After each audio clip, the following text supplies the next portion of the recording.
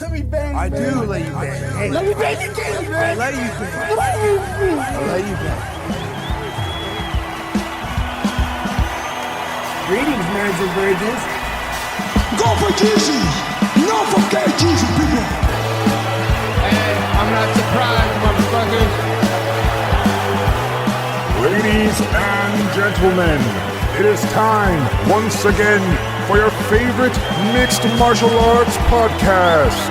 Recording out of Los Angeles, California, it's MMA Roasted with Adam Hunter.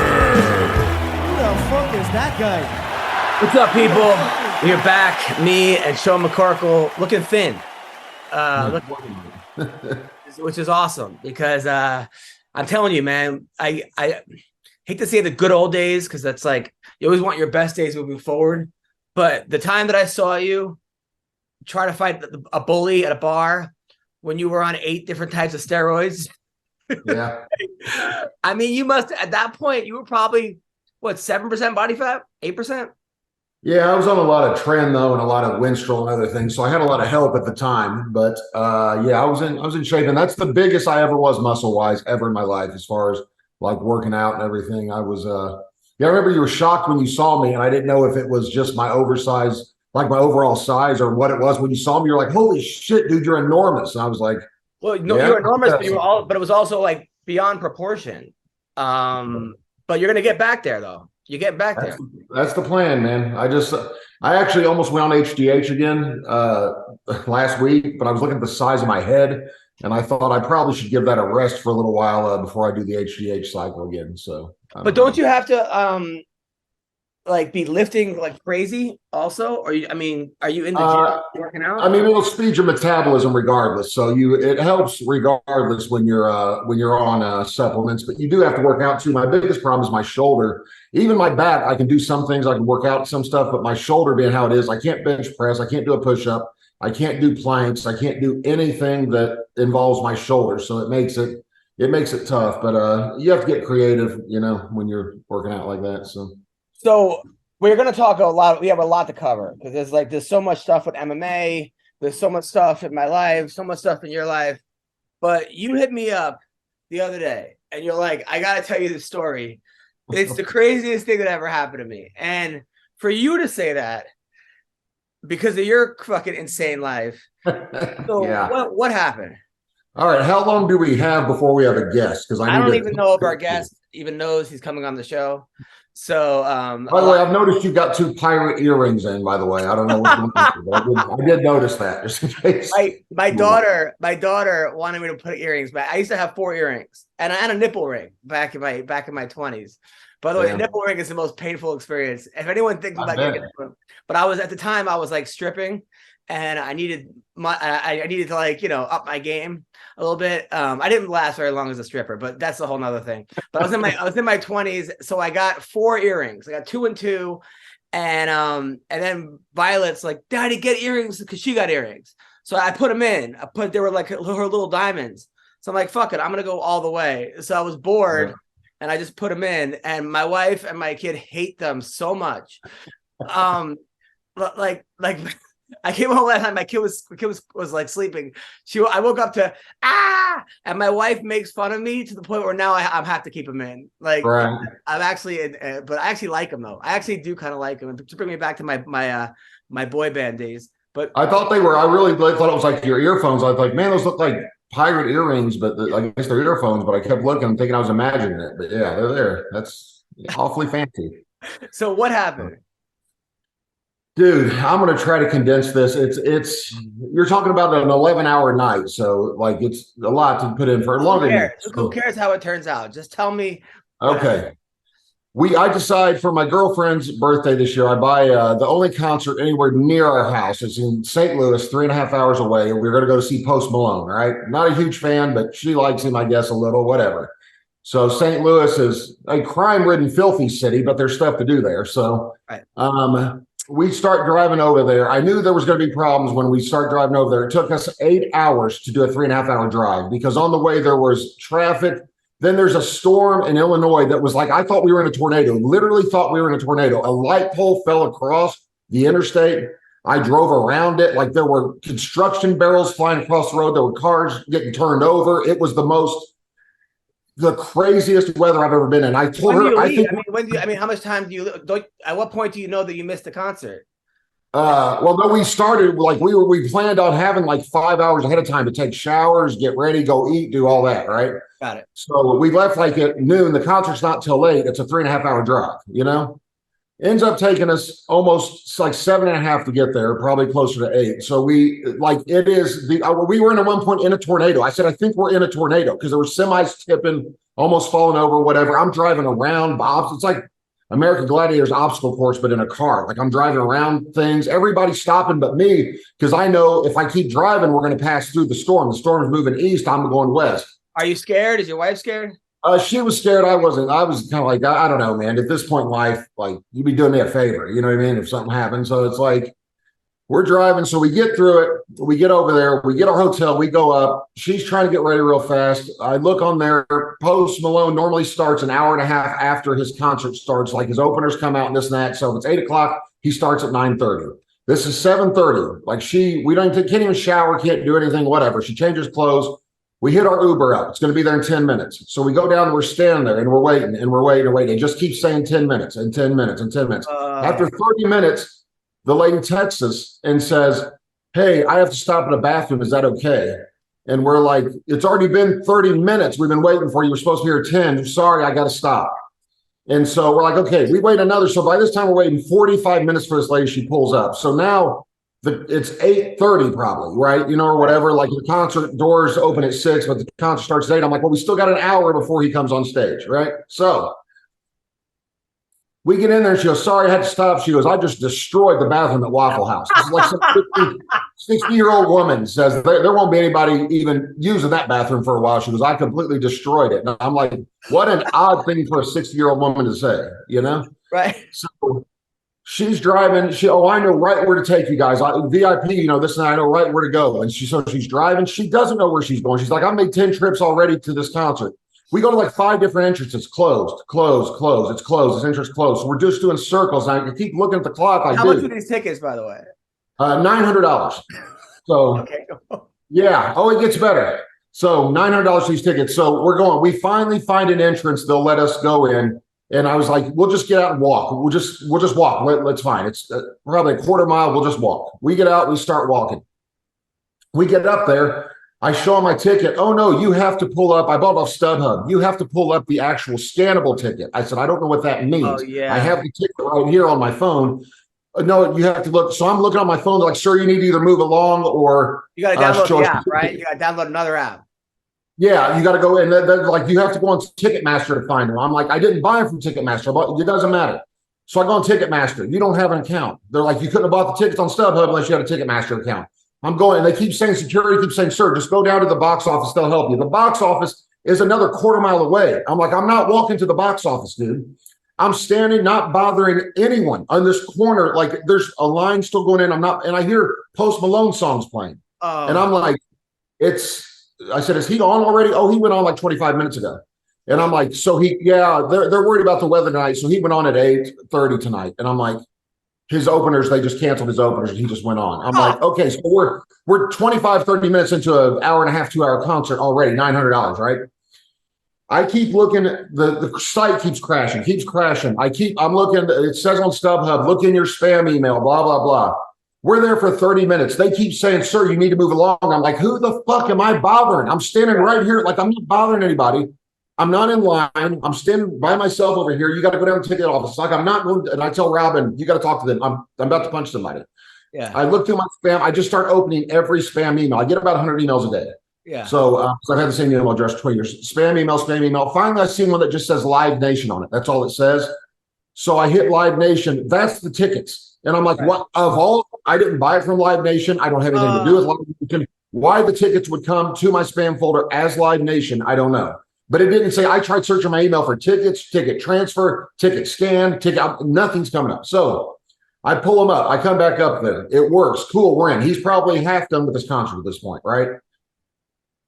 You're at the non-VIP entrance, right? So you're gonna have to walk through the whole venue. I'm like, I didn't know that. You gotta walk up here. We have to walk down a 30-acre grass thing through a crowd to get to the VIP seats. Now, are you fuming or are you just laughing about how? Dude, at this point, I'm so mad. It's probably the maddest I've been in years. Like, I am irate that I wasted all this money, that all this stuff is happening. Little do I know, the night hasn't even started yet. Like, I don't know, So we get down to the VIP area where I paid for $900 tickets. The guy looks at my ticket. He goes, "This isn't a valid section." And I'm like, "What do you mean? It's A, B, 7, and 8. That's the seats right there. Like on the map, those are the seats I bought. I bought them in a box by the handicap thing. So I'd be able to get in and out without go to the bathroom, whatever. That's why I paid extra for them. No, that's section AA, not AB. And I'm like, okay, I don't know what to tell you, but these are my tickets. And the guy, meanwhile, he's still playing. This is all still going on. Like the music's still playing. We're there for 20 minutes, another 20, arguing about the tickets. A guy finally comes out and says, "These are counterfeit tickets." Oh, come on. I said, "How did I get in if they're counterfeit?" "Well, somebody smarter than us probably bought lawn tickets, transferred them to make them look like this, sold them on StubHub, blah, blah, blah, all this different stuff." I was like, "Well, I paid $954 for them."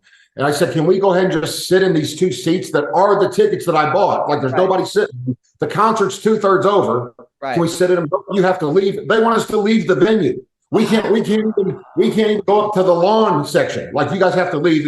We're escorted out by security, like or whatever. These are counterfeit tickets. I was like, dude, is the concert's almost over. StubHub going to cover you? Huh? Well, I can't get a hold of anybody. StubHub. That's their game. They cover it 100%. You just can't get a hold of anybody. It takes weeks to get a hold of anybody. You know what I mean? So it's just voicemail after voicemail. So, dude, it hasn't even started yet. So they escort us out of the section. So we're trying to stand outside. And she's like, "Do you want to at least get a drink?" I was like, "Sure." We go up. They said, "Oh, the bars are closed." We close them at 8:30. And I'm like, "You close the concert at 8, the drinks at 8:30 on a concert that doesn't even get over till midnight?" "Well, we're worried about the weather, this and that." I said, "Can I get a bottle of water at least?" "No." And I'm like, okay, so we're standing there. Mind you, there was no weather concerns, warnings, anything on my weather app, nothing. So we're standing there out of nowhere, like a Charlie Brown skit. It starts pouring rain and lightning. I mean, dude, out of nowhere. I actually asked Robin, "Is there a cloud just hanging over my head following me?" Dude, it's the worst rain I've ever been in my life. There was 30-mile-an-hour winds too. So you get a stampede of 15,000 people sitting because it's a 20,000 seat venue that are sitting in the grass area. They don't want to be there now that this concert's almost over. And they're all running out, like trying, and it's crazy. And they all have ponchos for some reason. I'm like, did I miss the poncho pass out? Like we have nothing. You know what I mean? We're just standing there. She's got a dress on that's soaked, so she might as well be wearing nothing. You can see everything. Her dress is soaked. I'm soaked. Our phones won't work because it's so wet. Like you can't. And when I say there's nowhere to stand, there's nothing to stand under. There's nothing. There's not a tent. There's nothing. And you're just, I don't know if you've ever stood in pouring rain like that, but and I look out, we're in a parking lot that's probably 50 acres. There's nowhere to go. Like there's a gate, a fence. There's nowhere to go, just cars. And I was like, where I'm sitting, she goes, "What are we going to do?" I'm like, "I don't know. You can't get back in the venue. We just got thrown out. The tickets, but they're throwing everybody out anyway. They're saying the concert's over, blah, blah, blah." So I find floating down this river in the parking lot, I find 2 ponchos. We actually put those on, like dirty ponchos. It's actually that flooded? It's like within minutes, it is pouring like it's flooding over there because it's right by a river. So I don't know if like a dike broke or what. I don't know what happened, dude. But there's cars within 20 minutes. There are cars that are halfway underwater in this parking lot. Like it is. Oh my God. And there's, like I said, 15,000 people sprinting, trying to get to the car, trying to get Ubers. I end up texting the Uber lady. It won't work. Every time I try to text something on my phone, it's auto-correcting. It's saying weird stuff like, you know what I mean, or this and that. So I call her, "Are you still here?" She just dropped us off 45 minutes ago. God. And so, yes, I'm parked by the picket, or I'm parked by the chain link fence. I'm like, okay, this is a really big venue. Where's the chain link fence at? I said, "We are where you dropped us off at. Where's that from?" She said, "Just come to your left." I'm like, "My left? Like, how do you know which direction I'm facing?" You know what I mean? Or whatever. And it's nighttime now with rain and lightning. A lightning bolt hits some pole right by me, 20 feet from me. It explodes. Like you got sparks flying everywhere. And I'm like, dude, we're going to get electrocuted like this. And the whole time I said, there's wind, there's like stuff flying, like everybody's stampeding, people get knocked down, like people like stomping each other, people fighting. Like it's the most. Is he still playing at this point or not? Yeah, in the background, he's still playing. He took a 5-minute break and they start playing his songs which was probably all fake anyway. I know you guys are thinking, Adam, how do you have so much energy? You just go, go, go, go, go. I'll tell you, our next partner is AG1, which is the daily foundational nutrition supplement that supports whole body health. I drink it literally every day. Now, I gave AG1 a try because I was feeling run down. I'm like, ugh, can't do this with the kid and the wife and the career and just nonstop go, go, go. But I'm telling you, I am feeling so great. I got a boost in energy. I feel better. My support system in my body it tastes great and I feel great. And I drink AG1 in the morning before working out, doing my fight camp, and it makes me feel unstoppable, ready to take on the whole day. Come on, day. Bring it, people. Okay. So I support this. I'm all for it. Okay. A lot of our athletes drink AG1. Okay. And because I know it's important for these fighters to take care of their bodies, not including Kelvin Gastelum. I'm kidding. Kelvin does it too. So if a comprehensive solution is what you need from your supplement routine, try AG1 and get a free 1-year supply of vitamin D and 5 free AG1 travel packs with your first purchase. Go to drinkag1.com/MMA Roasted. That's drinkag1.com/MMA Roasted. Check it out. But he said he's going to take a 5-minute break to see if the weather improved. But everybody's done at this point. They're all running. Yeah. We haven't even seen a song by this point. So we're out there for 30 minutes walking, trying to find this lady. The Uber lady, she goes, okay, well, just come to where the chain link fence is. And I'm like, lady, it's like a football stadium almost. Like there is no chain link fence. Like what, and I keep talking to her. I'm like, she's probably blown up the bathroom somewhere trying to buy time again. Right? So all I can think to do, man, I see a casino tower because the casino owns the concert venue. That's about 2 miles, I'm judging from us, a tower, like a 20-story casino tower. I'm like, we're going to walk in a straight line for 2 miles to this casino because there's nowhere to go. There's some Mexican guy, doesn't matter, he's Mexican. He pulls up and says, you guys want to ride somewhere? I'm an Uber. And I'm like, that's weird. You just pull up, you're an Uber. I would have gotten his car at that point. Yeah, and I was like, dude, I'm looking to get out is going to take an hour. I'm like, I don't want to sit in this guy's car. I said, how much to take me to wherever we were staying, I told him the hotel area, the name of the town, and he said $150. I was like, dude, it's 10 minutes away. I'm not paying you $150 for a 10-minute ride. And he's like, what's the price? I was like, dude, go fuck yourself. So we just start walking, and I told Robert, you up for walking? She said, it's better than just standing here in the rain. And it went from being 90 out to now it's like 60 and freezing with rain within a matter of 10 minutes. I'm like, dude, what world am I living in, right? So we're walking. I see some girl screaming. There's 4 people around her. I thought they were raping her or she was giving birth. I don't know what was going on. These dudes are like, don't pay attention, just go. And I'm like, what is going on? Like, because I thought they were hurting her. Right. She twisted her ankle or something, but either that or I don't know what's going on, dude. So I'm like, it can't be my problem. This other stuff. I see someone's driver's license floating down the thing. I go ahead and grab that for her, like pick it up like someone's driver's license. All right. I already picked up and put on a dirty poncho. So we're walking, we're dodging traffic. Cars are hitting each other. People are getting out, arguing and fighting. It is in like 15,000. Imagine 9/11, except with rain and lightning instead of like in Manhattan, instead of like fire and dust. It is just chaos, complete chaos with all these people and everybody. People are arguing, fighting and stuff. We're weaving in and out of cars, walking. I'm like, man, I'm sure glad we didn't drive because we'd have a place to sit, whatever. Come to find out on the news the next day, they said it took over 4 hours to clear the venue. So people sat out there for over 4 hours because a lot of cars were underwater and they wouldn't start. So they can't get, there's nowhere to get out. Like there's no way to get out, like cars that are blocking the gates. And it was insanity. So like I said, this is just starting the night. So we're walking. In rain like that, you can average probably 2 miles an hour, 1 mile an hour. So we're walking. As we get out of the parking lot, we start walking in this field and woods, and the building doesn't seem to be getting any closer. Like we're walking, but it's like, dude, that still looks like about 2 miles away after we've been walking for an hour, So we're walking. As we come up, I know that's not a river that we're walking up to in the distance. Yeah. I know that's not a river I'm seeing in the distance. We walk up, it's a river, like probably 20 feet wide going into a 60-foot wide river. So it's like tees into a 60-foot wide river. Why is there a casino in a river? Dude, that casino's still a mile and a half away. Like this, but this is St. Louis, so there's rivers everywhere. So it's like a drainage, not a sewage, but kind of like an overflow drainage thing that normally probably doesn't have much water in it, but now it's a mess.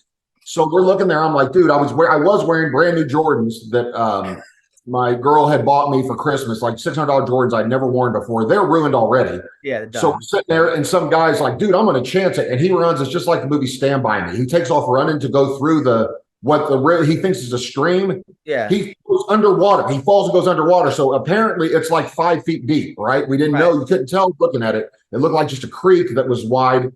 He swims over the other side. I'm like, dude, how deep is that? And he tried to stand up 1 point. He said it's about 5 feet deep. And I'm like, it's that, or we have to walk back now an hour, and we're still going to be in a parking lot with nowhere to go. You know what I mean? So I was like, well, I pick up Robin, put her on my shoulder, carry her across, which I don't know if you ever walked through running water. How was it? Was it 5 feet about? Yeah, about 5 feet deep. So it's up to like my chest like this, and I'm carrying her on my shoulder. I'm going across, bad back and all, get over, fall, push her up there so she doesn't get in the creek too much.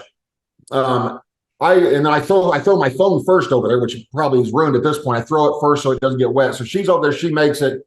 I turn around, the guy that ran through is already going down. He had left his girlfriend back behind, and she's like, where are you going? And he's drunk. He's like, come on, quit being a baby. Let's go. And he just keeps walking. He leaves her. And so I'm like, I'm still in the water at this point, up to my chest. I'm like, I'm not leaving this girl who's obviously drunk. You know, I walked up on the other girl, asked her if she was okay. She was in the woods peeing. I walked up on her. She was in these weeds. I was like, oh, I'm sorry. I thought something was wrong with you. Sorry. But she thought I was going to rape her or something. I don't know what, like she's scared to death. But I saw her like crouched down over in these bushes in these woods, man, by the river. It's ridiculous. And this is like. Now you're the river man? Yeah, dude. Get her? Did you go get her? So the girl, I go back to the other side. I try to carry her across. She's going to drown both of us. Right. Like we fall in and she starts like drifting away. So I like grab her. I'm like, you gotta swim. You gotta stand up. You gotta get up, or whatever, because she's going to pull me under, you know what I mean? Or whatever. I get her across. Her boyfriend by now he's a quarter mile up the road. Like not up the road, up the field. He's completely left her. What a dick. She's like, thank you so much. I'm like, no problem. As I'm getting like mud out of my ears and eyes and stuff as I'm getting out of the creek because she pulled me under. So I get out, my clothes are covered in mud. Like I'm covered just completely head to toe. We start walking, which is real comfortable in a muddy field. Dude, as God is my witness, we walk another half mile. There's another river. There's another river going into this other thing. And I was like, dude. And by this time the girl I saved had ran up ahead of us, and they're holding hands walking a couple hundred yards ahead of us. I was like, so he left her behind, and they've already made up in 5 minutes, and they're holding hands walking. He left her. I didn't expect like Andrew Tate. Yeah, exactly. I was just like, dude, this is unbelievable. I told Robin, so would you even speak to me? She goes, if you'd have left me like that there, I would have never talked to you again. Oh, no. My wife would have, the divorce. She went right to the. Yeah, that's what she said. She goes, I would have never talked to you again if you'd have left me back there like he left her. To just drown, basically. Like I was the one diving in this thing to save her, going under and everything. So we're walking. There's another creek on the thing. So I'm letting that dude try it first. Same thing, goes across, he goes under or whatever. He gets up. It's about 4.5 feet deep. Whatever. So I find a different spot. It's only about 3 feet deep. What's the difference? I'm soaked at this point. Carry her across, same thing. We walk what has to be another 30 minutes. We're coming up to this bridge that goes over the big river. I'm like, thank God there's a bridge. Still pouring rain. Keep in mind, this whole time it's pouring rain like crazy and lightning. And it's like a horror movie. Like I couldn't believe it the whole time. We go walking across this bridge. I see what this lady whose lips have obviously been on a crack pipe several times in her life for meth. She's pushing a car that's stuck, and she's trying to push it. And I'm like, are you in trouble? Are you stuck? She goes, yeah, my truck is stuck, and it's like in this traffic. She's going to get hit by these people going into this casino. That's where we were walking to. So I go up I said, here, you got to put neutral. I walk around. There's a guy. It doesn't matter that he was black, but there was a black guy in there. He's firing meth or a crack rock. While I opened the door, I thought she was alone. I open it up. He's smoking meth, and it scares the shit out of him. Scares the shit out of me. So she's pushing the car, and he's smoking crack. She's pushing while he's smoking crack, steering, right?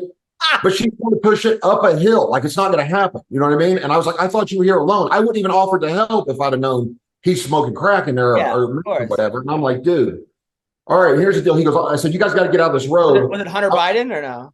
Yeah, no, he was Hunter Biden.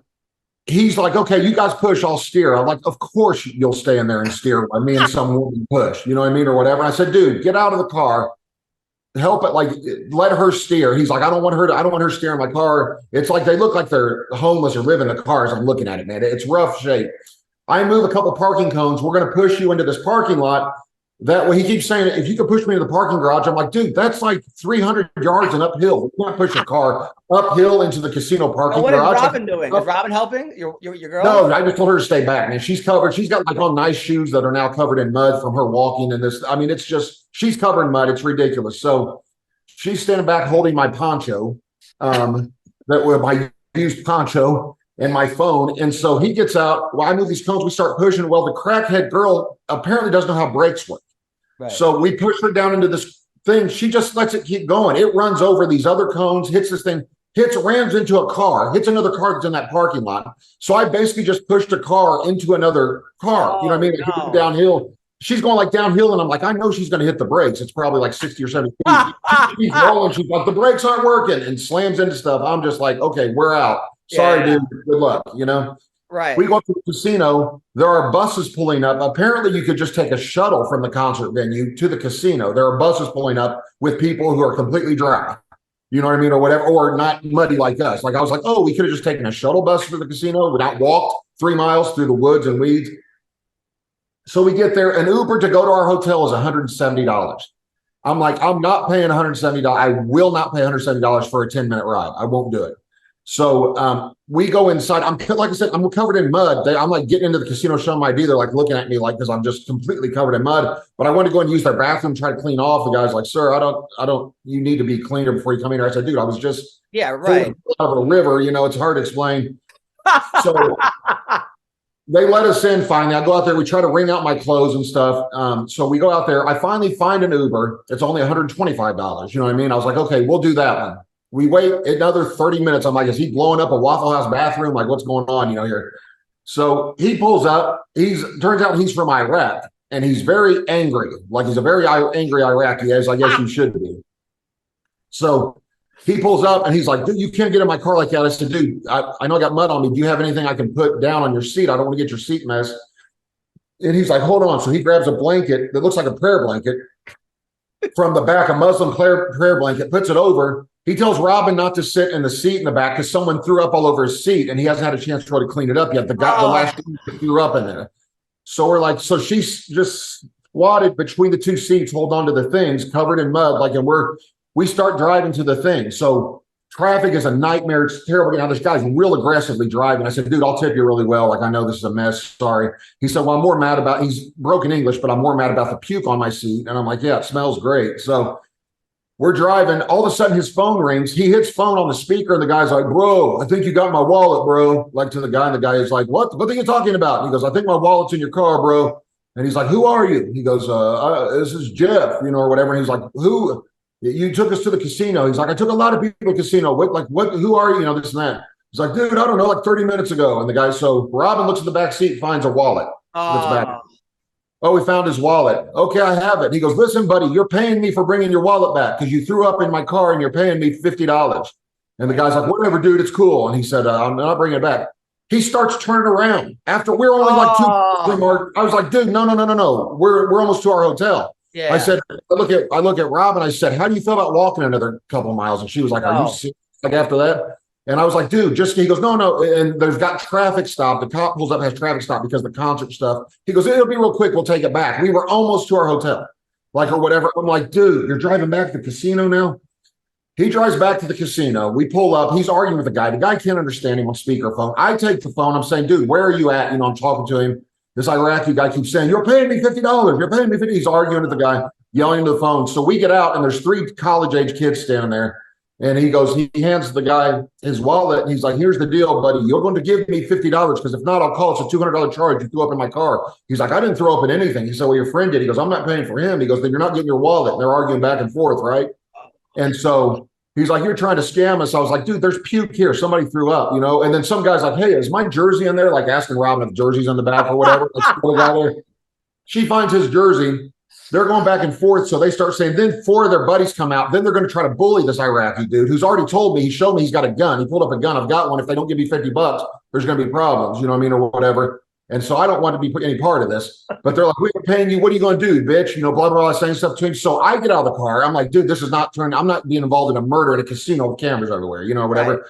Right. I get out. I was like, one of you motherfuckers is paying him $100, you know, or whatever. And he said, I thought it was 50. I said, no, it's 100. Give him $100, you know, or whatever. And he was like, dude, I'm not paying. I said, do it or I'm taking your wallet. I said, I'm taking it back from you. He'd already given the wallet. I said, I'm going to take it all. You can either give him $100 or I'm taking it all. And the dude's like, hey, dude, because they can tell I'm mad at this point, and I'll fight all 7 of them. I don't care. Yeah. I was like, you guys are going to be really, really sorry. I said, he's got a surprise in the car for you, too, if you guys don't pay him. I said, I wouldn't. And this dude looks like an Iraqi war veteran. I mean, it's dangerous, you know? Right. And so we're going back and forth. Just insanity, man. And they're like, dude, so money starts changing hands like Karate Kid 2 when Daniel LaRusso's going to karate chop the ice blocks, you know, like people are like trying to, I'll pay 10, I'll give him 20, like this and that or whatever. Dude, give him $100, you know? So he's happy with the amount of money. I meant to say earlier, I blew it. I was going to say the concert when the people were running, it was like, it was as if they were expecting Post Malone and Brendan Schaub came out to perform. Forget it. I meant to say earlier, completely don't forgot. even put him in the story. All right, so Anyway, they gave him $100. Oh, they give him $100. Oh, I forgot to tell you, on the way back to the casino, he's mad. So he's driving like 80 on this road. And I'm like, dude, you got to slow down a little bit, bud. It's still raining, you know, or whatever. He almost runs over a guy walking down the middle of the street. This guy's in boxer shorts with no shirt, no shoes, walking down the middle of the road. And I was like, dude, look, there's a person, watch out. And he swerves around, almost hits this half-naked dude. Like swerves around, almost kills him, right? So I'm like, I could not believe this is happening. We get back, they argue about the money, they take it, we go back there. Now the road's closed because of some kind of accident. So I talked to this guy for an hour and a half in his car, this Iraqi dude. And I'm like, I could have walked by now. You know what I mean? And if we had just kept going, we would already been back at our hotel. Yeah, of course. And he's saying, I'm not going to charge you. It's okay. I was like, I'm thinking you shouldn't charge me because I just got you $100 for them dudes back there, you know, or whatever. So we get back to the hotel. I'm like, I've never experienced a night like this before in my life. So by this time it's 1 a.m. There's a Pizza Hut that still delivers till 2 a.m. I haven't eaten all day. I've been not eating carbs. I'm like, I'm eating carbs tonight. I don't care. I was starving. Yeah. We order pizza. They deliver it. It tastes like rotten spaghetti and meatballs. I don't know what it is. I haven't had pizza in months. I was so excited. It's the nastiest food I've ever had in my life. I'm like, dude, what is going on with tonight? So we take showers, everything, we're done. She pulls back the sheets. There's pubic hair all over the bed. Like, I'm dude, everywhere, pubic hair. I have a video of it. All over the sheets on this bed. I'm like, it's 3 a.m. by this point. There's pubic hair all over the bed. I go down to, there's no hot water in the shower, by the way. We took cold showers, ice cold showers, no hot water. It was Greg Wilson. He was actually, I probably stayed there the night before. So I go down, and the guy's an Indian guy. It looks like he's been sleeping in the bed or whatever, like the manager or whatever. So I come down there. I was like, dude, you got to come see our room. Number one, we have no hot water. I've been in the cold water for 4 hours tonight walking. Now there's no hot water in the room. I'm not paying for this hotel. He's like, well, you can just leave if you want. I'm like, where am I going at 3 a.m.? You know what I mean? Like, there's nowhere to go, you know? And so I was like, can I at least have a sheet to cover up this hair? And I'm not paying for tonight. And he's arguing with me about that. I said, we'll see if I pay or not. We'll see, you know? Right. He won't even give me a bedspread. He gives me just a sheet. So I take it up there. I put the sheet across the bed, pull the pillowcases off, put T-shirts over the pillowcases because everything's so nasty. This is a $300 hotel, by the way, $300 a night hotel. So we sleep, come down the next morning, like whatever, get my money back from them or whatever, because I'm calling Expedia, arguing back and forth. Yeah. We get that. I'm trying to think it was, there's 10 what a fucking experience.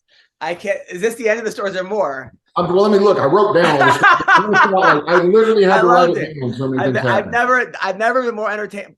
Honestly, Sean, I have horrible ADHD. I can't tell my own stories on stage. I can't do my stories, and I live them. This was one of the funniest fucking stories I've ever heard in my life. Oh man, fucking Post Malone. I hope he hears this.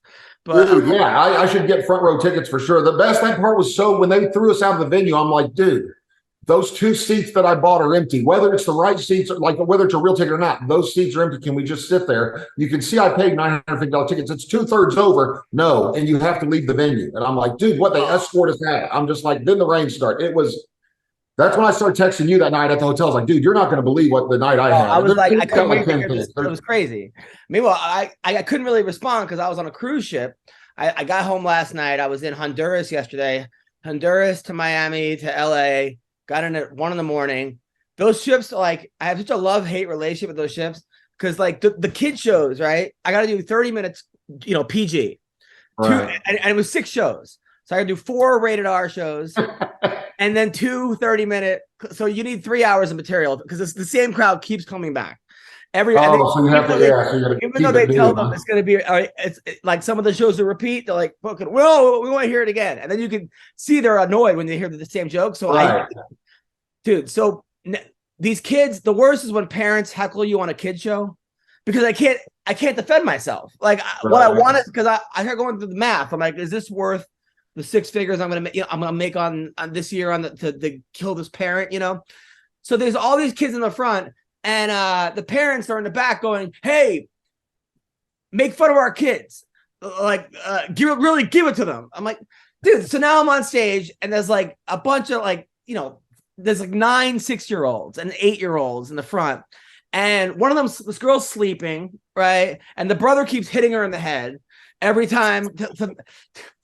And then I'm on stage and this one little kid was like, hey, if I had to grade you, I'd give you an F or something, right? Meanwhile, I was like killing. I go, buddy, you were adopted, right? And then and then his parents are laughing the most, Right. Like it was probably because he actually was adopted. They were probably like, oh, that's a good one. He actually was. Dude, then they do this one show like in a huge theater. It's like, I don't know, 1,000 people, 2,000 people, and this woman in the front kept yelling wrong every time I tell a joke. No, that didn't happen. Wrong, or that's not right. Just so I'm like, it's like 11:30. I miss my family, like, and I'm fucking killing. So I'm like, hey, listen, relax, blah blah. No, and then she's with some guy. I'm like, that's your second wife, right? He's like third, right? And then I do a joke about how they're the best in the bed because they can take all their problems on your cock. They're like gobble gobble gobble. Like, I hate my dad. Gobble gobble gobble. And the girl goes, I love my dad. So I'm like, sorry, your uncle. She's like, yeah, I hate my uncle. Like, so then it was just, and then after the show, she's like, that was me yelling. I'm like, thank you. Like, taking credit for it, yeah. It's the fucking. Then I'm in the elevator, and the problem sometimes is like, when I get off stage, I'm still on. Like the worst time to talk to me is right after I get off stage because I'm still going to be funny because I'm still in that no filter. So there's this woman in like a wheelchair, a black woman, and like her friends. I can tell they're older, they're funny. The black woman goes, man, you have no filter. She's like, you're quick on your feet. And I'm like, well, wish I could say the same for you, right? Oh, shit. So like she starts dying laughing. I had a feeling she was gonna laugh. She goes, oh, hell no. And her friend, then she ran over my foot with her wheelchair. Like purposely, I assume. No, but like they're like you're running over his foot right now. Like the woman started. I'm like, I deserved it, dude. Right. Then I go to the nightclub, dude, and there's this mom, this like tall blonde, like 50, pretty, but you could tell she used to be an athlete, like a ex-basketball player or something, and she's hovering over the dance floor, like as I'm sitting down, and I go, you play was basketball? She a witch? How was she hovering? I kept like looking at. There were all these like kids dancing that were like in their 20s, 22, and 23. A mixed group of people. There were a lot of black people. And then there was. I could tell she was like annoyed, and I'm like, let me guess, your daughter's here? She's like, yes. The mom was overlooking her daughter dancing on the dance floor. Right. But I wanted to be like, well, she's doing this because of you. Like nobody wants their 50-year-old mom, hanging around. And I'm like, where's dad? She's like, oh, well, dad was around. This one happened. What's up? Now that it's summer, you might be looking for wholesome, convenient meals for sunny, active days. I know I am. Okay. And Factor, which is America's #1 ready-to-eat meal kit. Not number 2, #1. It can help you fuel up fast with flavorful and nutritious ready-to-eat meals delivered right to your door. You'll save time, you'll eat well, and you'll stay on track reaching your goals, okay? Are you too busy with summer plans to cook? I am. It takes me forever to cook, and I ruin the meals. But I want to make sure that I'm eating well, and so should you. Well, with Factor, skip the trip to the grocery store and skip the chopping and the prepping and the cleaning, okay? While still getting the flavor and the nutritional quality you need. The Factor is fresh, never frozen. Ew. Their meals are ready in just 2 minutes. That's right, 2 minutes. Although when I do stuff in 2 minutes, My wife complains, okay, but not with Factor. All you got to do is heat and enjoy, and then get back outside and soak up this warm weather. Vitamin D, all right? Looking for calorie-conscious options this summer? You can try the delicious, dietitian-approved, calorie-smart meals with around or less than 550 calories per serving. That's nothing. You burn that off, I don't know, jogging, all right? You need an extra boost to support your wellness goals this summer? I do. We'll try the Protein Plus meals with 30 grams of protein. Hell yeah. Get rough. Look at these guns, people. All right. So check it out. Check out Factor. Head to factormeals.com/roasted50 and use code roasted50 and get 50% off your first box. That's half off your first box. That's code roasted50 at factormeals.com/roasted50 to get 50% off your first box. All right. Check it out. You're going to thank me later. I got this cute dog. She's teething right now. But she's adorable. All right. No more biting. You got to get some chew toys. So thank you guys so much. Hope you guys are having a wonderful day, and check out Factor right now. Yeah, it was just, so then I meet this couple, right? So they have this thing on the cruise where they have like a dirty scavenger hunt at night, right? And so like all the people like my night at the concert. So like one of the things they have people doing is like, all right, so there was this one guy with these 3 girls during the show, this huge black guy. And I was like, oh, is this your harem? He's like, yeah, they call me Big Dick Daddy, right? So he says his name is Big Dick Daddy. So he goes to the scavenger hunt with his wife. And I guess one of the things was like, we're looking for someone with a piercing below their neck. So she pulls down his pants, like completely pulls out, because he had like a dick ring. So now the whole, everyone. Which I heard is way more painful than a nipple ring, by the way. I'm not positive, but I assume. Dude, then they had like a fake orgasm contest, and you win like a bottle of wine, right? What kind of cruise is this with children and fake orgasm contest? This is for adults only. They have a fake orgasm contest. And the woman goes up there to win and whips out a vibrator. Like she had it in her purse and starts using it underneath her dress. In front of the whole fucking cruise, right? And she's like, like who carries around a vibrator in their purse? Like, so she won a fake orgasm contest by having a real orgasm. Seems like cheating, but I'm not sure.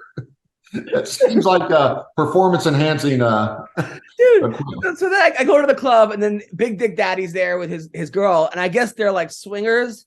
So they're looking for somebody. So there's another woman in a wheelchair, like a Mexican woman, and the Big Dick Daddy starts giving her a lap dance, but she can't move.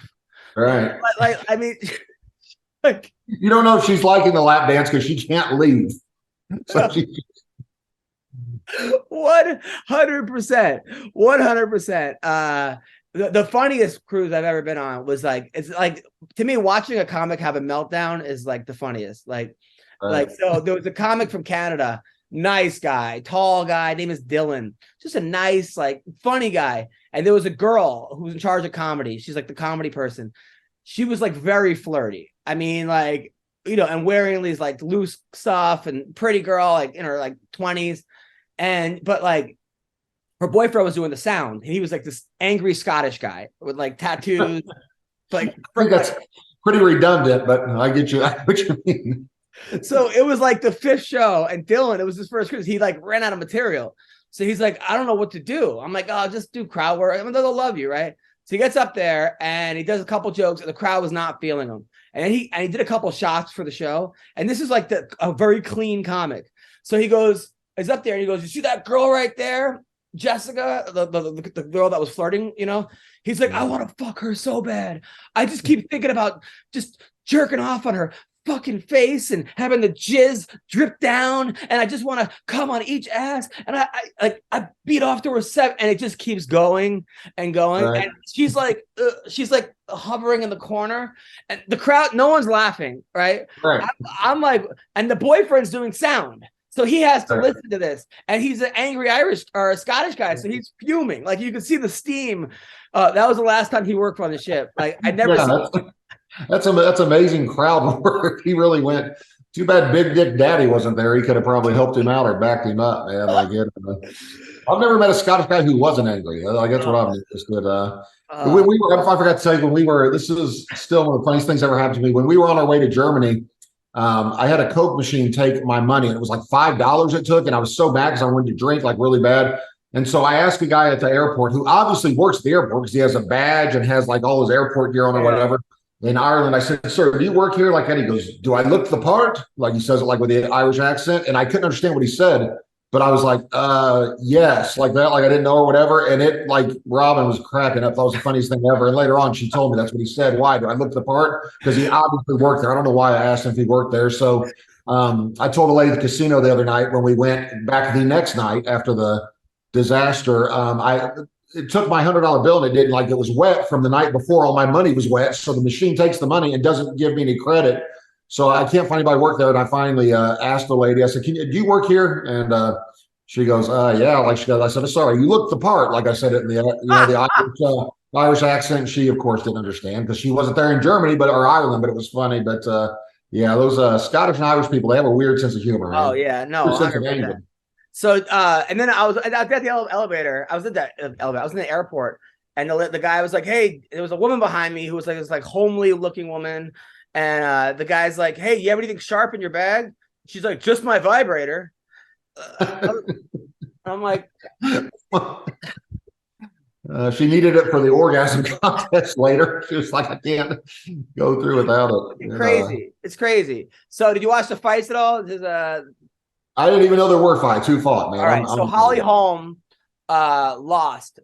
She lost. It was actually it was a good. Let me see if I can find that. She lost in the second round. She got tapped out by a standing ninja choke. And it's been a while since ninjutsu was used in the UFC. I think the last guy was Steve Jenham in UFC 4 that was a ninja, I think, in the UFC.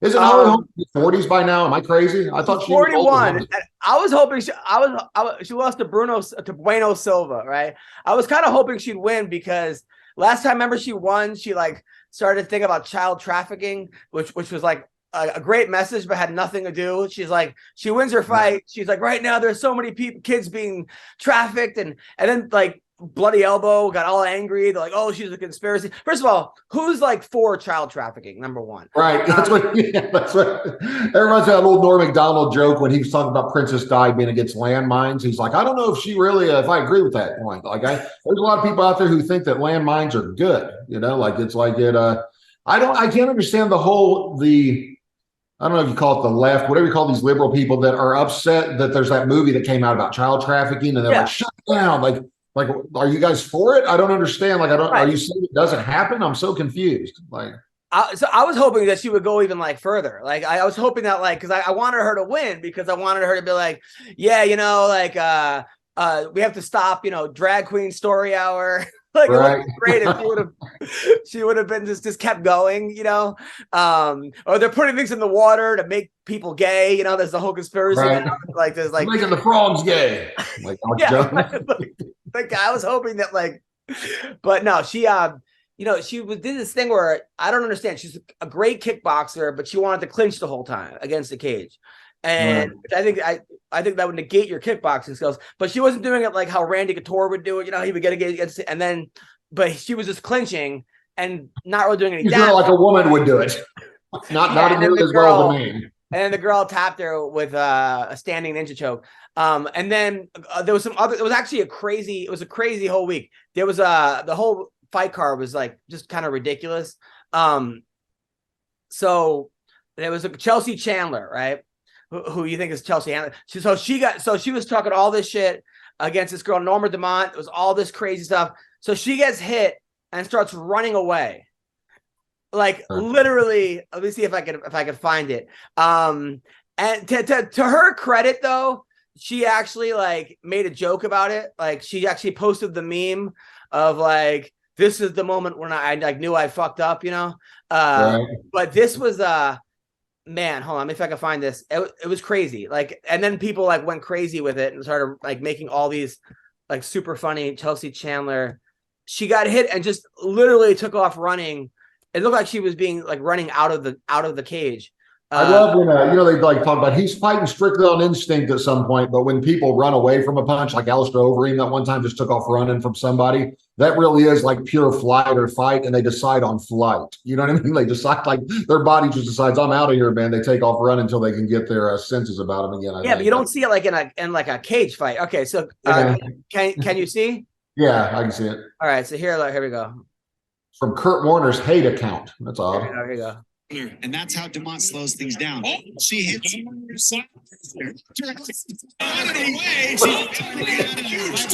I mean, like, so here, she gets hit and just goes.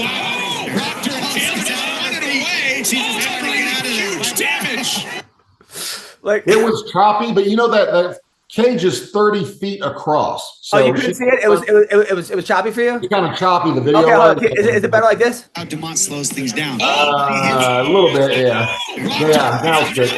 Yeah. So it looked smaller on TV, but that cage is 30 feet across. So she ran a good 25 feet straight there, which is from underneath an NBA goal to the 3-point line. That's how far she just ran.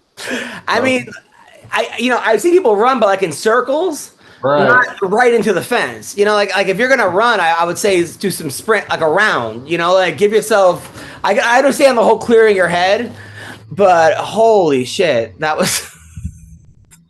People will run and then turn and try to use that momentum to take them down or try to, get the person going and then cut an angle or something. But that was awesome. She ran until she hit the wall, man. It was. She ran till she hit the wall. Somebody made like a really funny meme of like. Just kept running like all around the world. Like they took her. And there was some super talented people that did it. I can't find it. Someone actually had a really funny one. I love when Brock Lesnar ran from Cain Velasquez, but he tripped on the way and they turned it into him breakdancing. Like they really like the disco ball came in and he's like breakdancing. Like the meme there, or not the meme. The video they made was amazing for that. That was back in the day. But that was internet was funny, man. Everybody except Brendan Schaub. But okay, so like I said. You're so much better. I have nothing against Brendan Schaub, and I love you, but fuck you. McCorkle, you're a different level. You're the funniest person I know. All right, so Terrence McKinney, he's a guy that came into the UFC, smoked Steamroller Frivola, like he steamrolled Steamroller in like 13 seconds. Then he won his next fight, and he hit a wall. He's lost 2 out of 3. Maybe even 3 out of 4, and now everyone's like, oh, he's the next Kevin Lee, and he's this, which is also like, dude, fuck you guys who go on his Instagram page and tell him he's a bum or I lost money on you. Like, come on, right? Because he was fighting for them, right? So I love when people get mad at you for losing, like you meant to lose, like you let them down, you know what I mean, or whatever. It's dude, when you fight, I was amazed. I lost my entire motivation or taste for fighting. The first time I lost against Drew, the first time I'd ever lost, everyone hated me all of a sudden. All the fans hated me. I couldn't say anything on Twitter without being like, that's why you got knocked out. You suck. You're a joke. Like constantly, like in months after, people were still talking shit. Everything I'd write, I'd be like, hey guys, don't forget, child trafficking still going on. They'd be like, fuck those kids in. You this is true. You'd be like, dude.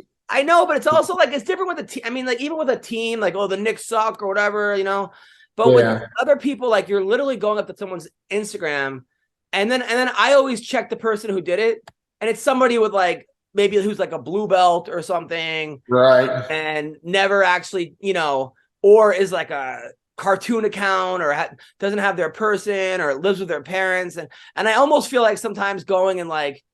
Oh, like, hey, let's see you do better. But I'm like, what do I, well, I don't need to insert myself in this. These guys could. It's the same people. I say that all the time, man. The people that they're the same people that when Shaq misses a free throw, I could have made that shot. Well, yeah, but are you 7'1" and 350 pounds that can jump 48 inches off the ground? Because that's all you could have made like anything you do. That's what people all the time. I could have done better than that. Or they'll see Roy Nelson and they'll think, man, I could. Look at him. Look at his fat ass. I would at least be in shape if I came in there. Like, dude, you know what Roy Nelson would do to you if you guys fought? Do you have any idea what's going on there? So Ashley Evans, who's the girl that beat Fallon Fox back in the day. She's a friend of mine. She's a really, really cool girl. She's also been on I think she lost 4 out of 5. And she got taken down by this girl, Perez, who wasn't even a wrestler. She got taken down 11 times. And Ashley was a college All-American, like wrestled. I don't even like. They even said, what was her wrestling? What were they thinking in this fight? Maybe they knew something. Anyway, so she did give the girl an oil check. I was going to say, I thought that was a picture from your cruise you went on with your contest they were having there. Yeah, so that was the one highlight of this fight. And then Perez started twerking after the fight. So how many women's fights were there on this card? It looks like it's all women's fights. There was like 4. One of the girls broke her shoulder. Shoulder was completely separated, like a fluke accident. Let me see if I could. Perez started twerking. So after her fight, after the girl who won, she started. A picture of Dana is always a classic. Let me see if I could find Perez. She started twerking, about to risk it all. Twerking OnlyFans model. Her name is Aylin Perez. Yeah, she did that. She started Perez twerking. Yeah, so after she won, she just started basically just grinding, and Cormier was trying to talk to her, and it was sort of like, all right, it's got to make it awkward for his interview afterward. Yeah, you could tell that he wasn't. And then of course people were posting about I mean, look, I get it. People trying to sell themselves. I think there's a certain point where it's getting it's just not that hot. It's like that girl who's like a stripper, but she keeps jumping in people's arms, like Rogan's arms, and then she jumps in Bisping's arm. It's a little bit, for me, it's a little bit too much. It's like she jumped down into Rogan's arms. And then, did you watch the influencer boxing? No, I didn't even know there was influencer boxing. I got to get back in the loop, man. I feel like every event's Bellator now. I never know what's going on. Well, first of all, UFC might be buying Bellator. There's a rumor that UFC is buying Bellator. We're gonna get to that in a second, but first we have to get into the really important things like influencer boxing. So, who was the headliner of the influencer? Well, here's the thing. A lot of people were mad because where is this? The girl who won. Some girl won in her boxing match. I don't watch it. It wasn't even it was on DAZN, but I don't even know who these influencers was. I didn't know one person. Not that I usually do, but I know Jake Paul or something or blah blah blah. But definitely not influencing you. But the girl who won just started flashing her tits in front of everybody, and she had some really nice boobs. So then that created a shitstorm of people because people were like Clarissa Shields, who they call one of the best boxers of all time. What's up? You're coming. You're my wife. Come on, what do you want? I'm just reporting. I didn't flash. Okay, so can you please close the door? Thank you. So Clarissa Shields is this is bad for boxing, bad for this. This is going too far. Eddie Hearn, I guess, is the promoter. He said the same thing. A lot of people were upset about this, but look, here's my thing. It's influencer boxing. It's not really boxing. It's kind of like saying, it's like if they played soccer and started flashing their tits, they go, this is bad for soccer. No, because this is not real boxing. So, and if you go on this girl's page, both the girl that she won and, here we go. And the girl who didn't win, she's barred from boxing now. The girl is now, can you see it? Yeah, I'm not sad that it killed her career, her very promising career. I'll tell you what, with the way some of those UFC women fighters look, I think it's bad for twerking when they do it. Some of them, just because you're a female doesn't mean you necessarily should be twerking. So, and then a guy named the Iron Turtle won. He started dancing afterward. He's actually really good. And then I wonder, is he influenced the reptiles? Who's he?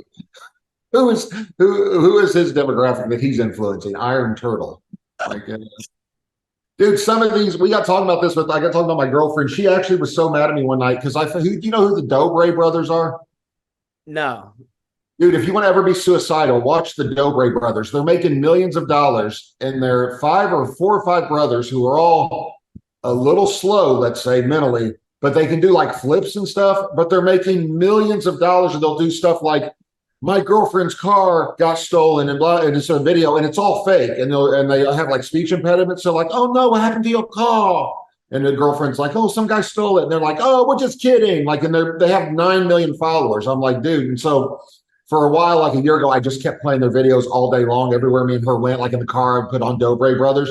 And at one point, she actually got really mad about it. So listen, I'm not doing the Dobre Brothers thing anymore. Like, you got to really stop. It's not funny anymore. And I was like, no, you don't want to watch Dobre Brothers? Like I kept saying like to her, and like we started talking about the other day. She actually got mad. A year or two later now, she's still mad about it when I bring it up. Like, or whatever. God. I really seriously thought about it. I honestly almost never find that shit funny. I'm just like, but I find things funny that no one finds funny or very funny. I just can't. I understand. Like some of these people that have followings, I don't get it. Like I never got the whole Hasbulla thing. I just didn't. Yeah, I get it. He's little, and it's funny for a second. But I'm like, next, it's to me, it's beyond the one-trick pony. I don't understand. Yeah, I told you not to bring up Shav again, but I told you he's been DMing me, right? So he's been running his mouth from a fake account. But he told me the other day, I was like, dude, what's most impressive to me about your career is you were on Rogan's show 194 times, and you're still going broke, like or whatever. Like there's guys that get a career just being on there. If you were on Adam, if you were on Rogan's show now, let's say 3 times, you would have 400,000 YouTube followers. You would have a huge podcast. There's a guy, Lex Friedman, was on there twice, and now he has 1 million followers on. But here's what I think, man. Here's what I think about pushing cars. Right, the reason why you helped that crackhead push their car. Chris Rock has a very famous saying: how when you trying to flag someone down for a ride because your car breaks, everyone drives past you. When you're pushing your car, people stop and help you. And I think about that quote at least 6 times a week because every time I'm like, why doesn't fucking Rogan put me on? Or, I gave Theo Vaughn 100 spots, put money in his pocket. But I go, fuck that. Bert Kreischer, I used to fucking, put Bert on TV, the show that I did. But fuck it, who cares? Like, I'll push my own fucking car. And these guys, either they'll help me or they won't. But I'm not flagging them down. That's what's funny is, I was saying forever that people were asking me, why won't anybody say anything about Brendan Schaub? They're afraid. I said, like comedians, I said, because they're afraid they're going to piss off Rogan, but Rogan's not having you on his show anyway. He's not helping anybody he doesn't want to help. Like, if he decides to, he will, but I would never. My son asked me one day, would I ever ask Rogan to be on his podcast? This is before he got huge, like this, like 5 years ago. And I was like, not only would I not ask, I'm not even sure I would do it if he asked me, you know what I mean? Whatever. It's like, I don't care enough to do it. You know what I mean? Like, it doesn't matter. I'm not trying to be famous. But these guys that are begging for it, like after every fight, I would be on your show. Like, of course you do. He's got 30 million, viewers or where you can get a career just from being on his thing. Like one time. But as far as maintaining, it's about maintaining, dude. It's not about like getting that quick pop. I mean, because it doesn't last if you don't. The Island Boys. Don Fry was on there. Him and Dan Severance. That's why I told Don, I appreciate you not mentioning MMA Roasted while you were on Rogan's podcast, but him and Severance podcast went from whatever 1,500, let's say, views per week on YouTube at least, or whatever, to like 20,000 just from that one appearance. You know what I mean? Like, which still isn't enough to make a living, but I'm saying like it's that much of a boost, But it's nobody. Norm Macdonald said that one time. He said like people always think in Hollywood someone's going to help them, but nobody's going to help you. He says all the time that there is no, like he said the same thing. He had helped 100 people with spots, with doing things or whatever. It never comes back to you. You know what I mean? No, like, I can name it. Eric Griffin, all these guys I gave fucking spots to when nobody was giving them spots. Nobody was giving them spots. But who gives a fuck? Like, because that's not going to help me. That energy, none of that's going to help. It's not going to help at all. It's fucking toxic. And all that energy I could be putting onto like my daughter, my wife, my career, editing. It's like that's way more fucking thing. It's all good. Now, well, one day, dude, I truly believe one day it's going to be your turn. It really will be, and then you'll get to decide who helped you and who didn't. Do stuff. And I've helped. But if it already has been my turn. I make a living doing what I love. Like most people don't get to say that. It's like I make a living. I mean, your turn to be the one who can help them when they need us. You know what I mean? Like someone who didn't help you when you had a chance. Like it'll be one day, it'll be your turn to tell them, sorry, wish I could help you. That's what Trump said he believed it. Cracked me up. I saw him in an interview. Said he loves getting even. He said so when he went through his bankruptcies, there were bankers that could have helped him. There were other business guys that could have really were in a position. And as soon as he was back on top again, they would call him up for a favor. He'd be like, "Well, let me see. Seems like when I needed something, you know what I mean, or when I needed a favor, you weren't there." But it's people are all about themselves, man. My brother cracked me up. He laughed that I just figured it out at 30-some years old. I figured out one day, I said, I finally figured out at the end of the day, everyone's going to do what's best for them, no matter who it hurts. It could hurt 99% of the world. If it's best for them, they're going to do it. He's like, you're just now figuring that out.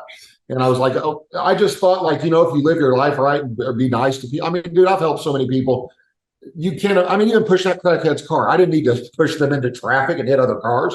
No, but like I didn't have to do that after I was walking through the mud or help that girl or do any of that. Most people have been like, dude, that's your boyfriend's job. But, I've helped a million people and I still get shit on constantly. Can't get anybody to like, when it's my turn to move, like when I move, I can't get a single person to help me move. Meanwhile, Scott Baio's got you doing 65 loads out in LA, but like I know you would help me move if you lived out here. You know what I mean? Or, 100%. I've helped 30 friends move, but when it's my turn, they're like, "Oh yeah, I'm really busy." I'm like, "Okay, well, pick the day. I'll let you pick it. That way we can move around your schedule." And they're like, "Oh man, I'm really busy the next 6 months." You know what I mean? It's just like it. People are selfish by nature, and that's fine because I didn't do it to get something to begin with. Kind of like you were saying, it ain't like you did it. You didn't help them to get something in return in the future. No, and it's like also it's like it doesn't. You look at things that are priceless, it's like you look at things that are actually invaluable. And that's like actually having someone that loves you, having a family, like all that other shit is like comes, goes, money comes, money goes. It's great. It's great to have. Don't get me wrong. I'd rather have money than not have money, but none of it is really that mean. Like the most miserable people I know are the richest. Yeah, dude, that's the truth. I would say the exact same thing. It's that's why I always tell people that you don't belong in Hollywood, like you really don't, because you're not a backstabbing, social climbing. You know what I mean? You're just. I was actually telling Robin's brother, he was here yesterday, helped me put together some furniture and do some stuff. And I was laughing because I said I went to your wedding, and I said, you have like the most random group of celebrity friends. Like I was like, why does that guy look familiar? Wait, that's Stuttering John from the Howard Stern show. I was like, that's weird. I was like, wait, is that Chachi over there? Like, you know what I mean, or whatever. Like, and then I look over, is that Eric Bischoff? Like, it was like, well, I don't know if he was there, but it's like the most wide spectrum of famous people, And then every now and then you'll say something like, yeah, I know JFK, or I know RFK. I'm like, wait, how do you know RFK Jr.? What is going on? Like, how do you know the most random celebrities ever? It's true. Meanwhile, so a good boxing match. There's a couple good ones coming up. Errol Spence versus Crawford. Bud Crawford, Errol Spence? I know the names, but I don't know. These are two undefeated guys in their prime. And they're both champions. The one guy's from Nebraska, and it's the worst countdown series you'll ever see because it's two family guys who are talking no shit to each other. All right, which is what everyone wants to see. Beyond terrible. Like two nice guys. Errol Spence almost got into a car accident, almost killed himself doing like some kind of he came back, but it's going to be probably the best fight in the last 10 years boxing. It's next week. This is actually a good fight. I've been amazed there. I have not seen any hype. I know Jake Paul was complaining that Nate Diaz isn't helping him sell the fight. I haven't seen any hype around that. I haven't seen anything about that fight. Like I didn't even know it's 10 days away or something. Or Nate Diaz refuses to do press, which I love. It's like, I hope he goes out there and knocks him out because he's doing no press. Right. I haven't seen anything. Everybody keeps saying like the fight's coming up. I'm like, I think that's I was so glad to see Ngannou. Man, I hope he gets paid. He said his guaranteed money on that boxing match with Tyson Fury is more than all 12 of his UFC fights combined or something like that. Like more than, he said it's more than he would have made in the new UFC contract combined, all the fights just for one fight. But I don't know. I'm real loyal to Dana, man. But as far as like the UFC, I'm kind of like bitter at just because of you can't be mad because on one hand, it's kind of the way I would run it if I were them. If you have a monopoly, why wouldn't you pay as little as possible? But on the other hand, it's just like they're making so much like record profits, but purses stay the same. You know what I mean? Like, it's just like every year they're like, hey guys, guess what? We just got Bud Light as a sponsor. Like, great. Did we get any of that? Like, no, cool. Like, we're excited for it. But they, every year the UFC is worth $75 billion now. I'm like, yep. And you're still making 10 and 10, when you fight. Like, it's just, I was watching The Ultimate Fighter, right? I actually watched it. I watched it on the plane. It was on the plane yesterday. First of all, every year it's season like 97, and every year these guys go into a house. They're like, I can't believe we're in the house. Like, no, you knew you were going into the house. Like, I mean, one thing if you were going to, like, they should put them in a homeless shelter one year and be like, I thought we were going to the house. Like, then I'd be surprised. They could make them camp outside a Post Malone concert in the rain one year. That would make it exciting. Like, it would, that really would be awesome if they were like, guess what? You're not in a mansion this year. You're in the woods. Yes. Some guy doing fentanyl and shitting on the bed. Like, that would be awesome.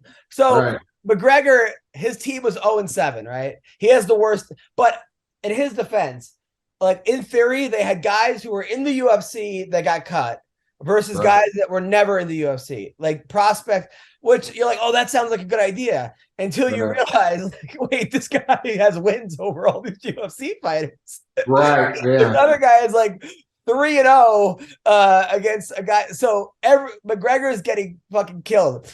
Grand slams, no hitters, and double plays are back. That's right. And there's no better place to get on the MLB action than FanDuel, America's #1 sportsbook and official partner of Major League Baseball. And guess what, people? New customers in Massachusetts get in on the action with $200 in bonus bets, guaranteed, when you place your first $5 bet. Just sign up at FanDuel.com/Boston. And finally, you can bet on all your favorite sports, from the money line to point spreads to player props and more. I love it, okay? If I'm going to bet, I'm going to go on FanDuel. So now, bet on an app that's safe, secure, and super easy to use. Don't miss your chance to get $200 of bonus bets. Win or lose. How great is that? Okay? Visit FanDuel.com/Boston and make every moment more. That's FanDuel, the official partner of Major League Baseball. You got to be 21 and older and present in Massachusetts. Okay, your first online real money wager only. $10 first deposit required. Bonus issued as non-withdrawable. And bonus bets that expire in 14 days. Restrictions apply. See terms at sportsbook.fanduel.com. Help is here. So is hope. Hope and help. GamblingHelpLineMA.org or call 1-800-327-5050 for 24/7 support. Play it smart from the start. GameSenseMA.com or call 1-800-GAM-1234. That's FanDuel. Check it out now. Right now. You want to bet? That's where you go. But the one guy, first I watched last week. So Jason Knight's on it, right? Jason Knight, who was like, yeah, I was in jail at 19. I did 9 months for stealing and I got 3 kids. And he's like, he lives in like a shack. And he's like, yeah, we're just saving up for our dream house, right? Which is probably like a bigger shack, right? But like, right. Yeah. Like, I met his mom in Florida at a fight. She was a sweet lady. He seems like the coolest guy ever, right? So he fights this guy, Landon Quinones, another guy who never knew his dad. He went to school for kids with mental health. His mom tried to commit suicide 3 times. Like, just another shitty situation. So Landon goes out there, takes Jason down, and gets triangled in 9 seconds, right? And then at the end, he goes, he's like, now you know who your dad is. I go, damn. Dude, at the end, he goes to Jason, man, I got to get better at jiu-jitsu. Like, yeah. Might want to work on that. That's like, you don't think that, like, you didn't know that before. And then after they raised Knight's hand, he goes, he didn't like my right hand. Like after he won, he yells out, he didn't like my punch, right? Like, he just yells out, like, so guy while he's down. So then they go, finally, so now it's like, it's gotten to the point now where last week or yesterday, if Conor would have lost, he would have had nobody in the semifinals. Like, he would have had to coach. He would have had to give him four guys on the other team. That's awesome. We're gonna get you the half of the other team, and you can start over.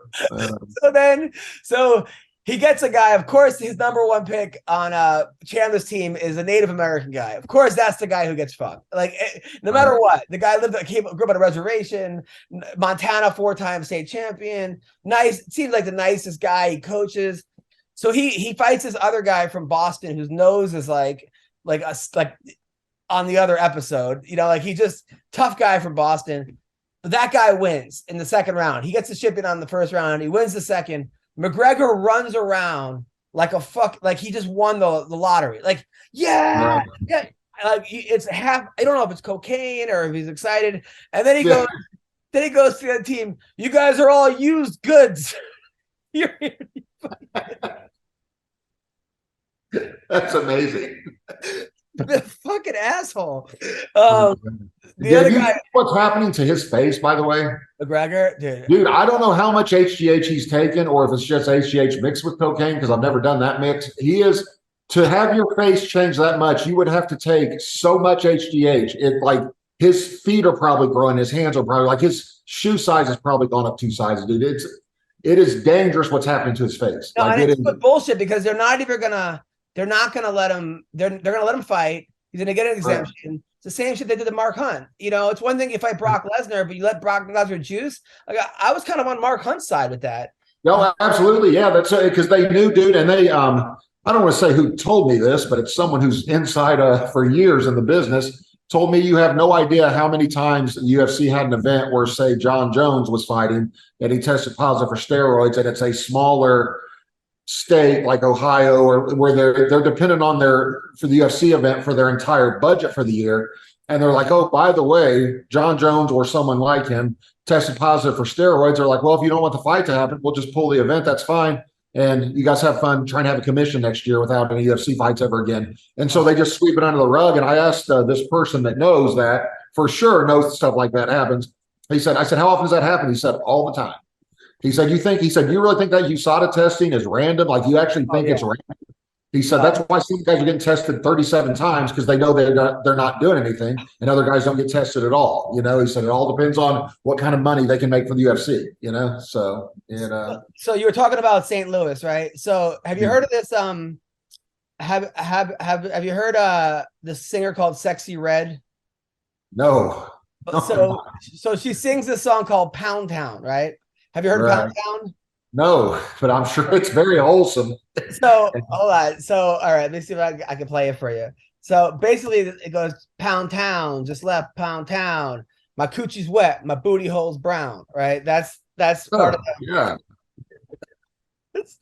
It's a shame she had to find out something that rhymed with town after she said booty hole, because it only left brown. Like there's not very many things you're going to say that rhyme with town. Okay, so here's the video for it.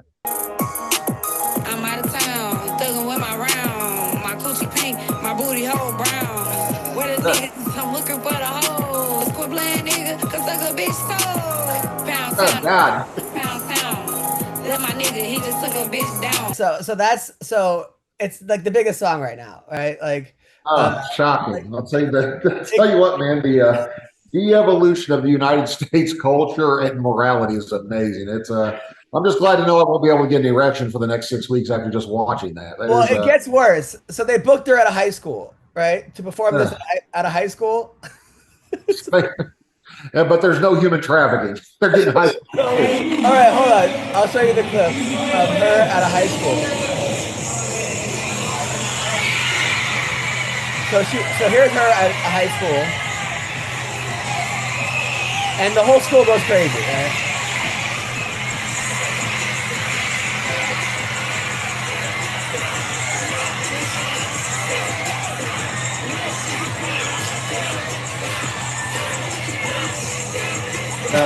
Hey, hold on. I got back up. Hey, yo, this is real. I told y'all don't come on this court. Y'all came on the court. Gotta shut it down. Everything shut down. Go sit back down. Everybody. Y'all just messed it up. Everybody go sit back down. I told y'all don't come on this court. I told y'all do not come on this court. All right. I think she's going to be on next season's America's Got No Morals. That's what I think. Who decided to put her in high school? It looked like she just dunked on somebody. Like right when she came out, that's what I thought happened. Dude, what is going on in this country, man? Like this. The best is, I think I told you this before, but maybe not. Who's the real funny guy? The fighter who used to fight in Pride, and he would look at the camera and talk shit right before the fight started. What's his name? Was he actually just signed with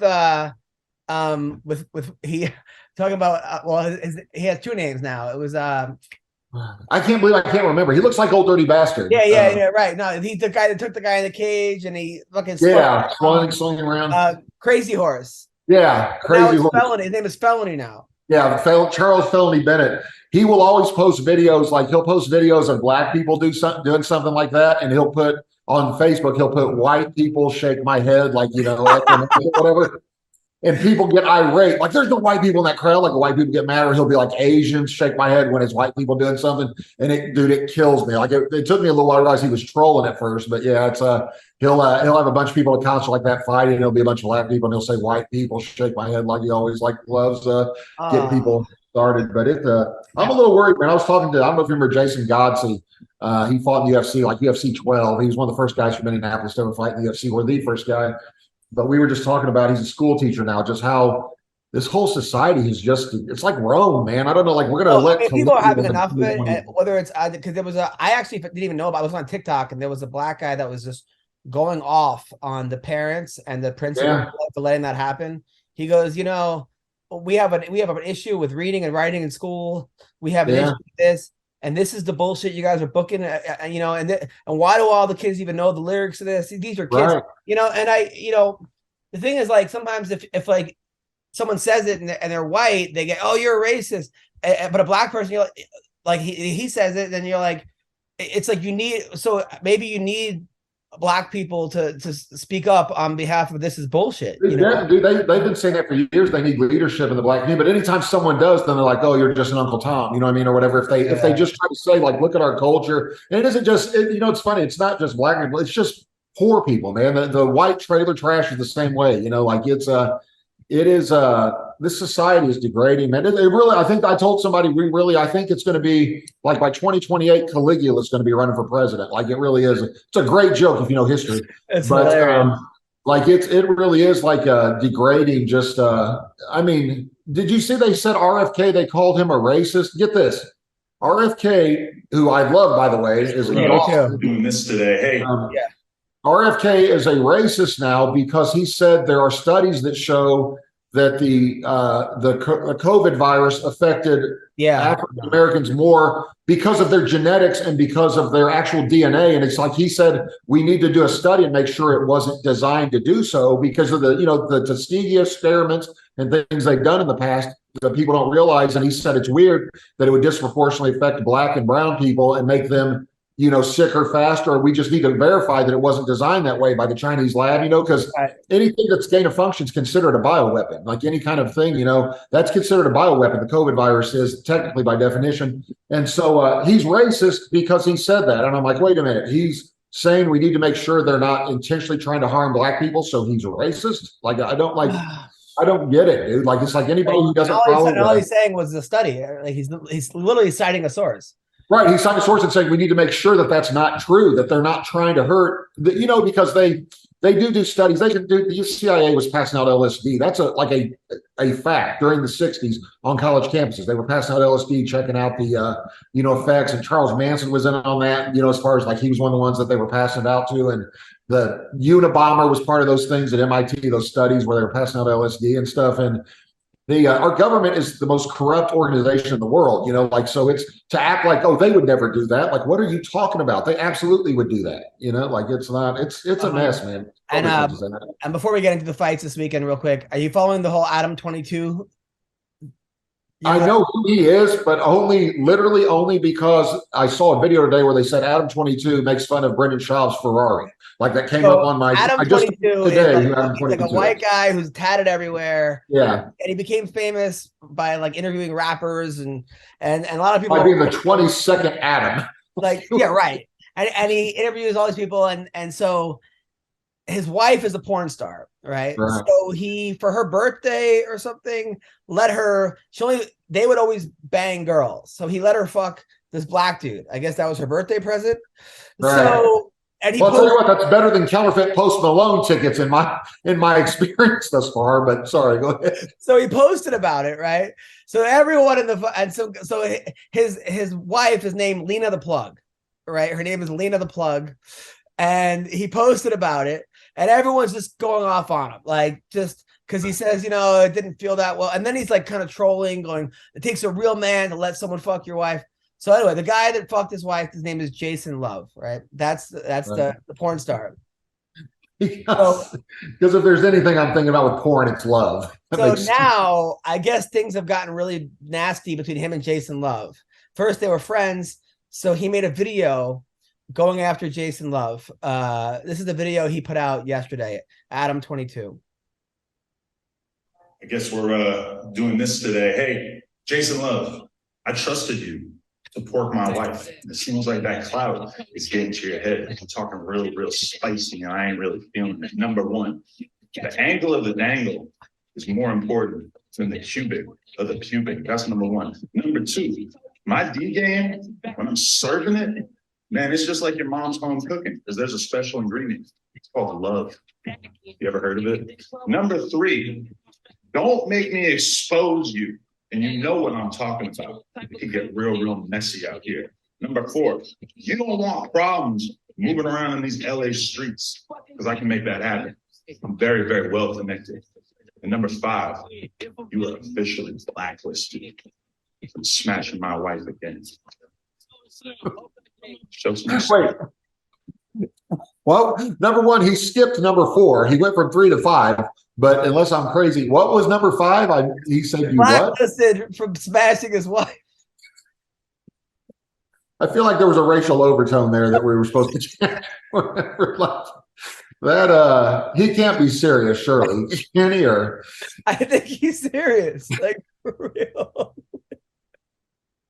Somebody said this was like an ECW storyline in 1999. Yeah, WWE when they were really the Attitude Era. Really, like the best is that no matter what he says to that guy, the guy can be like, "Well, I banged your wife for her birthday," and what are you going to say back to that? You know what I mean, or whatever. Like it. Somebody on Twitter did say the other day, "I've lost it, man." Somebody said on Twitter, trying to make fun of me, said, "Be careful when you try to clown McCorkle. He'll say he banged your dad, you know, or whatever like that." And I was like, he was supposed to be an insult to me, and I was like, that's just funny. Like that's not hilarious. like that's not an insult. That's funny. Next level funny. But yeah, so this guy's very upset that I mean, look, you let somebody fuck your wife for her birthday. Nothing ever really good comes out of that. Yeah, it's not. It's kind of like when we're talking about Connor earlier. If you mix cocaine, steroids, and fame, it's not a good combination. If you people, man, I'll tell you what, it's the whole porn world. The only exposure I have to it is meeting weirdos at one of your birthday parties that were like shows are like, yeah, I used to be in the porn business. I'm like, oh god, like it's, and then you tell me stay away from that guy, and I'm like, if Adam is telling me a UFC fighter to stay away from somebody, so that dude's weird, man, stay away from him. I'm like, all right, I don't know, but it's those people are so, man, it's God, what a mess, man. So this week, Tom Aspinall is fighting Tybura. Should be a good fight. Tabura's Adam22's fighting Jason Love this week too. I think that's the. We may just end the show. The best is he's like, you're missing the ingredient. It's love. I'm like, no, he has that as his last name. I don't think he was missing that. That secret ingredient. Is that one of the Colonel's secret 12 recipe spices? Like, golly. Oh my! Like I don't want to expose you. Like, what are you gonna say? The guy, it's gonna, like, I don't know if you guys know this. He's done porn before. Like, what are you gonna? How can you embarrass a porn star? Like, well, I guess the guy J Love was saying that the wife liked him better than Adam. Right. Well, if it was for her birthday, I would assume she probably did. Oh God, that's. You know what's weird is it was probably Adam22's idea. I guarantee you the wife was kind of like, we could just go to dinner if you wanted. Like, you don't have to have me have sex with a black guy. I like to do, for my birthday. But no, you should do it. Like you would be amazed at how many times I got approached with that when I was in the UFC, man. Like guys want me to bang their girlfriend or wife. And I think I told you, they would say that, and I always assumed they were trying to rob me or something, like they're trying to set me up. No, nothing. And like I wouldn't do it anyway, but it would always end up with me threatening to kill them when they would approach me. Andrew Tate was like, Andrew Tate commented on the whole thing. He mentioned the whole thing to Tucker Carlson in the interview, which is like, first of all, what timeline are we even in right now? But Andrew Tate says, and he says a lot of things that like I agree with, a lot that I'm just like, I don't agree with. I mean, he's a very controversial figure, but he said, look, you know, he goes, I don't watch porn. He goes, I save sex for people that I love because I don't want to get into this weird thing where you're searching the next high and blah, blah, blah. And like actually made a lot of sense, you know, like when this dude is like the boy, when Adam 22 is grossing out a guy who's like, went to jail for Romanian sex slave or something, whatever the fuck you got. That's when you're like, you know what, maybe maybe time to make some light when he's the voice of reason. But you know, it's funny. I had never heard of him, and my son told me like 6 months ago. My son said, "You heard of Andrew Tate?" It's when he first started blowing up. Maybe it was a year ago. I don't remember. I said, "No." He goes, "Dad, he's just like you. Like he says stuff just like you. You got to check it out." So the first thing I put in is like his most controversial statements, and I thought, dude, if my son thinks I'm just like this guy, what kind of job have I done? Like, and so I was like, dude, how much do you think this guy's like me again? And I sent him, he goes, no, don't know. He goes, that's like they're taking that out of context. Yeah, just listen to what he says about like, and he sent me another video where it's him telling the truth about men and women and relationships and how women are, you know, like status matters way more than, you know, looks to a woman and all this. And a lot of stuff he says is, dude, that's why I'll tell you what, if you want to go to jail now for selling drugs, just tell the truth. They'll bring charges against you immediately. It's I was cracking up about this whole Hunter Biden thing. Like I put it on Facebook. I was going to tag you when they find cocaine in the White House. They're like, yeah, we don't have any video footage. I was like, are the same people that did the White House cameras the ones that did Jeffrey Epstein's cell? Right. All of a sudden, that footage is gone. Yeah, you can't find them. Like if only there were a suspect. Like, if only there was someone that was a known cocaine user frequenting the White House, you know, or whatever. We had a suspect. But then I said that. We could at least take one person off the suspect list because they said a guy was a suspect who looked like looked like David Beckham, and I said so we know Jesse Parsley's not the of course not the not the suspect, which is a long story. It's an inside joke, but it's dude, it's I'll tell you what, man, I don't know. This country is in a sad state, man. It is, but you know it's not this podcast. So thanks for making me laugh. I'm happy you're okay. Thanks for saving those girls. I'll see you next week, Sean. All right, man. See you, buddy. Take care.